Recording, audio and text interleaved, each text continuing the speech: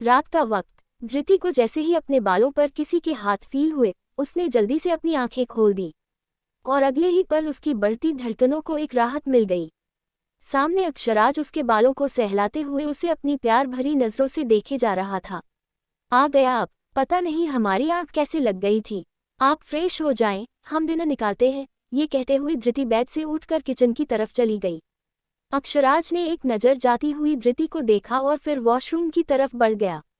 वो शॉवर के नीचे खड़े होकर अपने दोनों हाथ वॉल से टिकाए, आंखें बंद करके खड़ा था और अगले ही पल उसने अपनी आंखें खोल दी। उसकी आंखों में अब वो पहले वाली खुमारी नहीं थी जिसे धृति कुछ पल पहले महसूस कर सकती थी। अब उसकी आंखें सुर्ख लाल थी, जो कि इस बात का सबूत थी कि अक्षराज ठाकुर गुस्से से तप रहा था। अक्षराज ने अपने हाथों को जोर से दीवार पर मारते हुए कहा, ये ठीक नहीं किया विक्रम ठाकुर, तुमने हमारी धृति के बारे में वैसे सोचने की हिम्मत भी कैसे की तुमने? तुम्हारे बेटे को बीच चौराहे पर मारा था हमने, लेकिन तुमको हम मारेंगे नहीं, बल्कि इतना तड़पाएंगे कि तुम मरने की भीख मांगोगे हमसे, पर वो भी तुम्हें नहीं मिलेगी। आज जो चौधरी महल में हुआ, अक्षराज को उस बात की सारी खबर मिल चुकी थी। विक्रम ठाकुर का धृति के बारे में वो सब बोलना और उसके बाद अभिनय का अपनी सारी हद पार करके विक्रम ठाकुर को मारना, सबके बारे में पता चल चुका था अक्षराज को। गुना गुना गुना। धृति जो किचन में खाने को प्लेट में रख रही थी, उसे अपनी कमर पर किसी के ठंडे हाथ महसूस हुए और उसके चेहरे पर स्माइल आ गई। अक्ष, हम बस आ रहे हैं, आप बैठिए बाहर, धृति ने धीरे से कहा और माइक्रोवेव की तरफ देखा जहां खाना गर्म हो रहा था। पर अक्षराज ने ये सुनते ही अपनी पकड़ धृति के कमर पर और मजबूत कर दी और उसके शोल्डर से पल्लू को साइड करते हुए वहां वेट किसेस करने लगा। आह अक्ष, धृति ने अपने हाथों को किचन स्लैब पर कस दिए और धीरे से मौन किया। क्यों? हम बाहर क्यों जाएं? हमको तुम्हारी मदद करनी है। अक्षराज ने धृति को अपनी तरफ एक झटके से घुमाया और उसे देखते हुए कहा।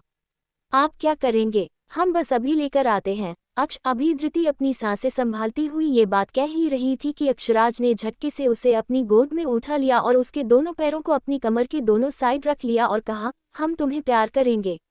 और ये कहते ही अक्षराज ने धृति को किचन स्लैब पर बैठा दिया। अक्ष, हम किचन में हैं, कोई आ जाएगा, धृति ने दरवाजे की तरफ देखते हुए कहा। कोई नहीं आएगा, ये कहते हुए अक्षराज ने लगभग धृति के पल्लू को सामने से गिरा दिया था और उसके ब्लाउज स्ट्रैप्स को कंधे से नीचे करते हुए उसे किस करने लगा। आह, धृति के दोनों हाथ अक्षराज के कंधों पर कस गए और उसकी गहरी सांसों की आवाज किचन में गूंजने लगी। अक्षराज के हाथ धृति के कमर से होते हुए उसके बालों में घूम रहे थे। उसने उसके बालों को अपनी मुट्ठी में भरा और उसकी गर्दन को लीक करने लगे। अक्षराज की ये हरकत महसूस कर धृति की आहें थमने का नाम नहीं ले रही थी। उसने अपने हाथ अक्षराज की पीठ पर और जोरों से कस दिए। अक्षराज ने एक नज़र धृति के मासूम चेहरे को देखा जो हल्का हल्का लाल हो चुका था। उसकी नज़र धृति के चेरी लिप्स पर थम गई जो हल्की सी खुली थी और एक सेक्सी लुक शो कर रही थी। अक्षराज ने अपने थंब को धृति के मुंह के अंदर स्लाइड कर दिया और सेंसुअली कहा, सक इट धृति। अक्षराज की डोमिनेंट आवाज़ सुन धृति धीरे धीरे उसके थंब फिंगर को सक करने लगी। धृति को सक करता देख अक्षराज के आंखों के सामने उस रात की झलक आ गई जब धृति ने उसे नीचे सक किया था। ये याद आते ही अक्षराज की पूरी बॉडी हीट से भर गई और उसने जल्दी से अपने थंब फिंगर को निकालते हुए अपने होठों को उसके होठों के साथ जोड़ दिया। अक्षराज के होठों को महसूस करते ही धृति की धड़कनें बढ़ गई और उसने भी अक्षराज को डीपली किस करना शुरू कर दिया। अक्षराज के हाथ धृति की बैक पर चल रहे थे और वो सेंसुअली धृति के होठों को लीक के साथ सक कर रहा था। आह, धृति की हल्की हल्की शिश्कियाँ किचन में गूंज रही थी। वो खुद को पूरी तरह से कंट्रोल करने की कोशिश कर रही थी, पर अक्षराज के इस एक्सट्रीम विजय को झेल पाना, वो भी बिना किसी आवाज के, वो ये सह ही नहीं सकती थी। वही अक्षराज के हाथ धृति की बैक से होते हुए उसके फ्रंट पर आ चुके थे और उसने एक झटके से धृति की ब्रेड एस्टी को अपने हाथों में भर लिया। अक्षराज की पकड़ अपने बॉसम पर फील करते ही धृति की आंखें सेंसेशंस की वजह से अपने आप बंद हो गई और वो किसके बीच में ही मौन करने लगी। अक्षराज ने ये सुनते ही धीरे धीरे धृति की बॉसम पर अपनी पकड़ मजबूत कर दी और अब वो उसे धीरे धीरे प्रेस कर रहा था। अभी वो दोनों अपनी दुनिया में खोए ही हुए थे कि दोनों को ग्लास गिराने की तेज आवाज आई। हाय दैया, माफ कीजिए बड़े ठाकुर, हमने कुछ नहीं देखा। मीरा काकी की आवाज सुन अक्षराज ने धृति के होठों को छोड़ दिया और उसकी साड़ी ठीक करने लगा। धृति भी अपने होश में आ चुकी थी।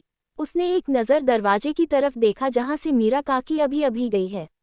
और फिर अक्षराज को देखा जो अभी भी उसकी साड़ी ठीक कर रहा था। धृति गुस्से से स्लैब से नीचे उतर गई और अक्षराज से गुस्सा होती हुई बोली, अक्ष, आपकी वजह से मीरा काकी ने हम लोगों को देख लिया। हम बोल रहे थे कि कोई आ जाएगा, लेकिन आप हमारी बात को सुन ही नहीं रहे। मीरा काकी लगभग पिछले 25 साल से ठाकुर हवेली में काम कर रही थी। उसकी अब उम्र हो चुकी थी, पर उनका कोई परिवार ना होने की वजह से उन्होंने ठाकुर परिवार को ही अपना परिवार मान लिया था। धृति की कंप्लेंट सुन अक्षराज को भी खुद पर गुस्सा आ रहा था कि वो अपना कंट्रोल कैसे खो गया। ऊपर से मीरा काकी ने उन दोनों को इस हालात में देख लिया। वो तो अच्छा था कि उसने धृति के ब्लाउज को खोला नहीं था, क्योंकि वो करने ही जा रहा था कि उनको मीरा काकी की आवाज आई, धृति, हमको सच में पता नहीं था वो ऐसे आ जाएगी, हमको माफ कर दो, अक्षराज ने धृति को अपनी तरफ घुमाते हुए कहा। धृति ने जैसे ही अक्षराज की ये बात सुनी, उसके चेहरे पर आया गुस्सा अपने आप ही चला गया। वो तो इस शख्स से गुस्सा भी नहीं रह सकती। धृति ने अक्षराज के बालों को अपने हाथों से सहलाया और कहा, अक्ष, आप माफी क्यों मांग रहे हैं? हम गुस्सा नहीं है आपसे, पर आप अब किचन में ऐसे हमारे करीब मत आएंगे। ये कहते हुए धृति ने अक्षराज को घूरा। ये देखते ही अक्षराज ने एक स्माइल की और कहा, ठीक है, कमरे में तो आ सकते हैं ना अक्ष। धृति उसकी ये बात सुन अपनी आंखें बड़ी बड़ी करके रह गई।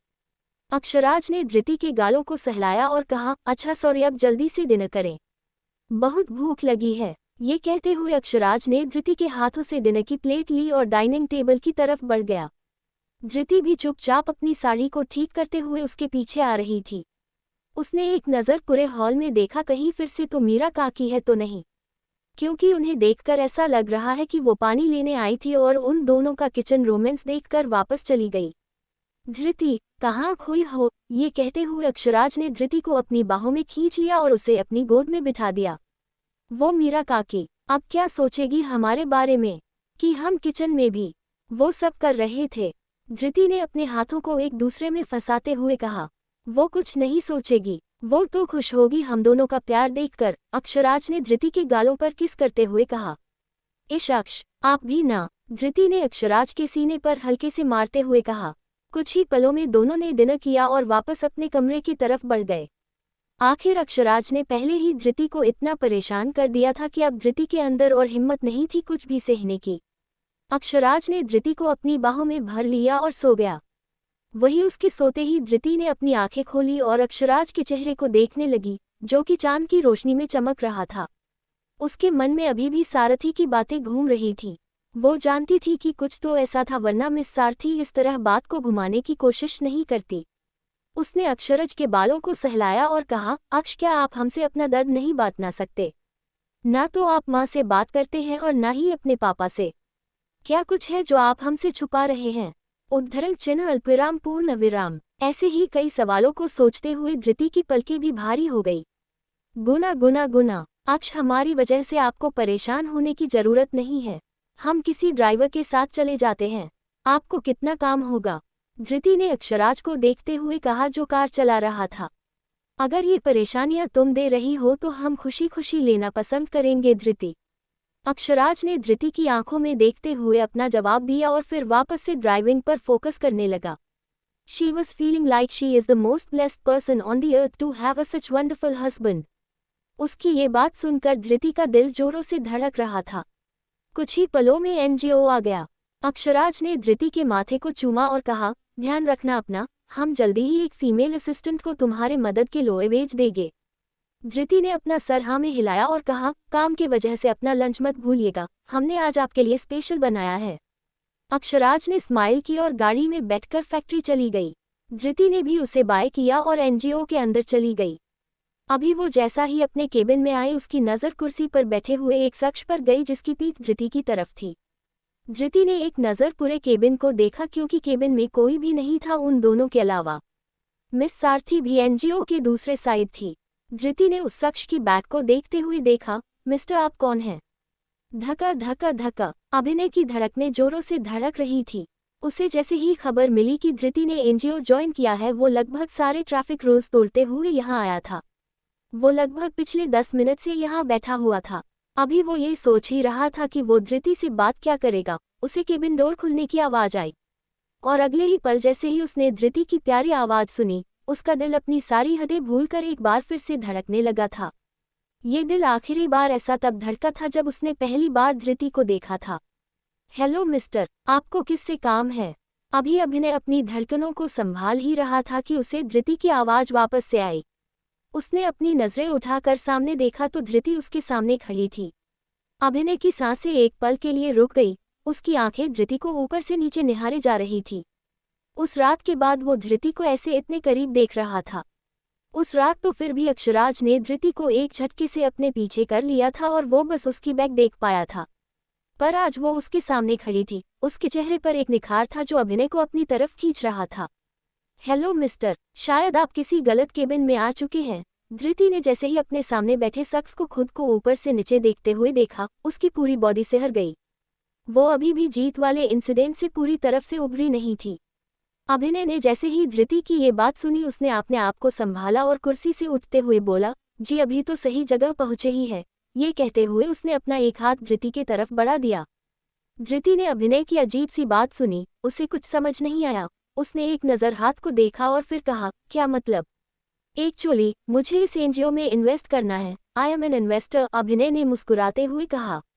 उसकी ये बात सुनते ही धृति को याद आया कि मिस सारथी ने उसे बताया था कि आज कुछ इन्वेस्टर्स आने वाले हैं, और अब जब वह एनजीओ का सारा काम संभालने वाली है तो इन्वेस्टर्स से मिलने की जिम्मेदारी भी उसी की होगी। ये याद आते ही धृति ने एक छोटी सी स्माइल अपने होठों पर लाते हुए अपना हाथ आगे बढ़ा दिया और कहा, oh actually I am sorry mister, मैंने आपको पहचाना नहीं। धृति की ब्रेथ टेकिंग स्माइल देखकर अभिनय ने कहा, पहचानेगी कैसे आप? आज हम पहली बार जो मिल रहे। धृति को अभिनय की बातें बहुत अजीब लग रही थी। उसे लग रहा था मानो उसने कहीं उसे देखा है, पर उसने अपने ख्यालों को साइड किया और हैंडशेक करते हुए कहा, आई एम धृति अक्षराज ठाकुर।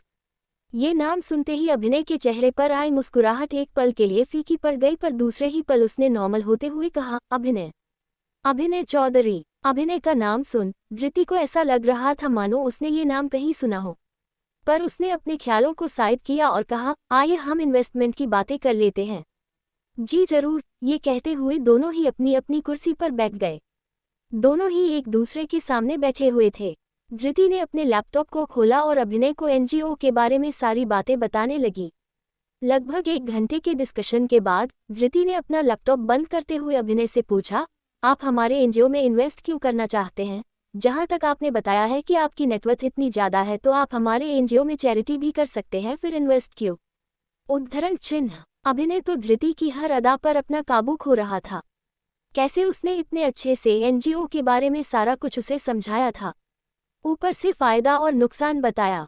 वो सच में इम्प्रेस हो चुका था धृति की हर एक स्किल्स को देखकर। पर जैसे ही उसने धृति के सवाल को सुना, उसके चेहरे पर स्माइल आ गई और उसने कहा, वो क्या है मिस, हम जितना देते हैं उससे ज़्यादा लेना सही समझते हैं, और जब तक प्रॉफिट ना हो हम वहाँ अपना इंटरेस्ट नहीं लगाते।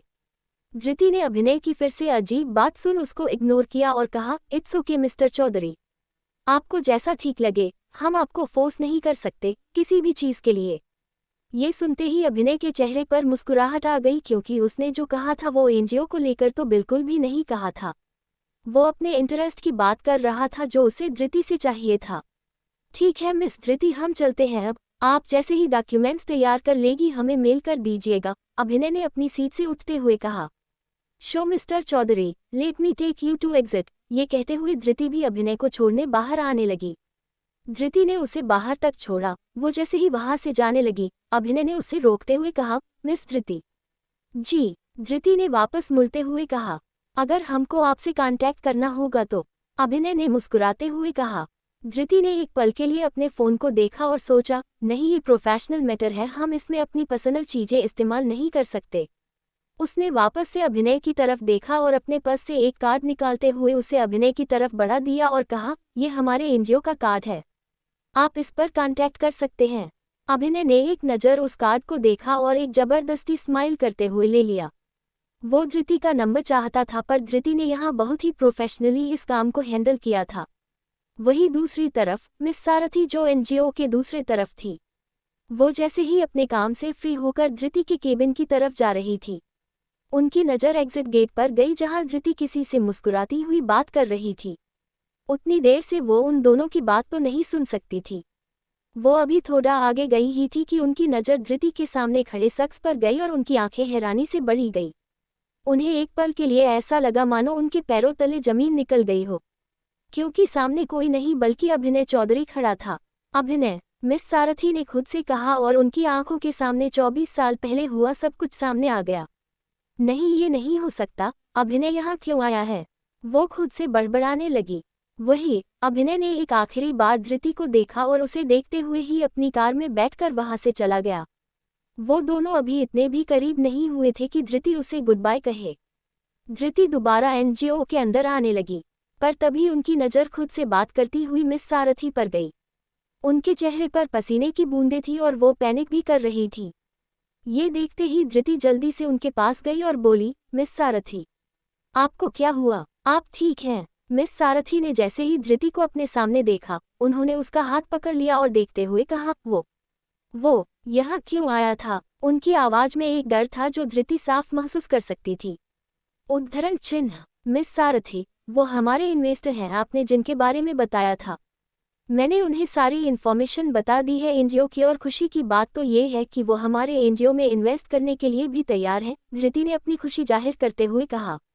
पर अगले ही पल मिस सारथी ने उसे पकड़ते हुए कहा, नहीं धृति, वो हमारा इन्वेस्टर नहीं है। तुम जितना हो सके उससे दूर रहो। मिस सारथी की ऐसी अजीब बात सुन धृति को कुछ समझ नहीं आया। उसने कहा, मिस सारथी, पर उन्होंने इन्वेस्टमेंट के लिए हाँ कर दिया है। हाँ तो मना कर दो उसको, वो यहाँ दिखना नहीं चाहिए, मिस सारथी घबराती हुई बोली। उनकी तबीयत खराब होती देख धृति को फिक्र होने लगी थी। उसने जल्दी से मिस सारथी को साइड में लगे बेंच पर बिठाया और कहा, मिस सारथी आप पैनिक मत कीजिए, पर वो सच में हमारे एनजीओ के लिए अच्छे इन्वेस्टर हो सकते हैं। वो हमारे एनजीओ में इन्वेस्ट करने के लिए एक्साइटेड भी हैं। नहीं, हमने बोला ना, कोई ज़रूरत नहीं है उसके पैसों की, नहीं चाहिए वो इन्वेस्टमेंट हमको। तुम बस उससे बात मत करना, कभी भी दूर रहना उससे, वो अच्छा नहीं है, मिस सारथी ने धृति को देखते हुए कहा। उनकी आवाज़ काँप रही थी। अब धृति समझ चुकी थी कुछ तो ऐसा था जो मिस सारथी उसके साथ ऐसा बिहेव कर रही थी। उसने दोबारा कहा, पर हमारे एनजीओ को फ़ायदा है मिस सारथी, मिस्टर अभिनय चौधरी से, और अक्ष भी ये सुनकर खुश होंगे। अब मिस सारथी का सब्र जवाब दे चुका था। उन्होंने गुस्से से कहा, मेरा अक्ष कभी भी खुश नहीं होगा उसे देखकर, क्योंकि वो। मिस सारथी का गुस्सा देख धृति के मन में एक अजीब डर आ चुका था। उसने मिस सारथी को देखा और अगले ही पल कहा, क्योंकि क्या? मिस सारथी बोलिए। हाँ, मिस सारथी पुरानी यादों में खो चुकी थी। मिस सारथी, क्योंकि क्या? धृति ने दोबारा पूछा और इस बार उसकी आवाज़ पहले से ज्यादा थी। और ये सुनते ही मिस सारथी ने चिल्लाते हुए कहा, क्योंकि वो अक्षराज ठाकुर का भाई है। उद्धरण चिन्ह जारी है। अब क्या कहर लाएगा ये खुलासा?